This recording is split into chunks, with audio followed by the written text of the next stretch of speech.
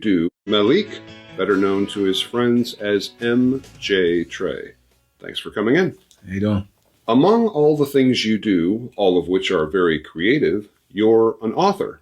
And how are they doing? When I close, So, which came first, the chicken or the egg, the book or the comic book? I'm the big guy in DC right now. It's very cool. And where can people get it? Frame. You talk about sacrifice. You mean a personal dedication to greatness? So, who were your inspirations, musically speaking? Biggest. So, take a second for our viewers to discuss the differences in the creative process between writing a book and writing a song. But there are similarities. And what is your opinion on today's music? Superstar. Years ago in the music industry, talent was sometimes enough. You know, today they look at young artists and they just see dollar signs. Can we make a buck off this guy? Do you see it?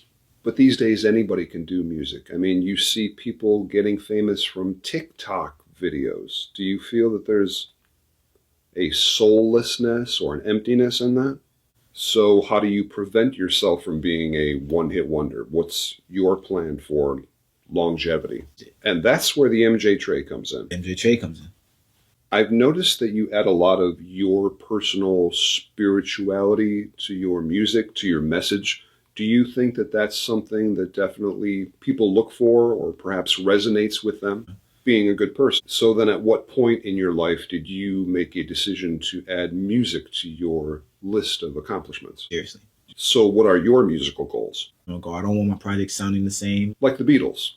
Every album was different. You saw music evolve as opposed to bands like, say, the Stones, where everything was kind of the same. So where do you see yourself in 10 years? Do you foresee things? Do you visualize that in your own mind?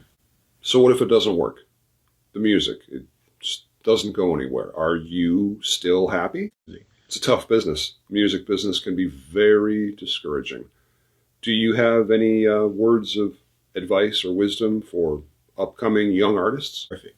And now you have a third video coming out. I'm lingering around, and that was all over. You seem to have a lot of life lessons and positive messages in your art.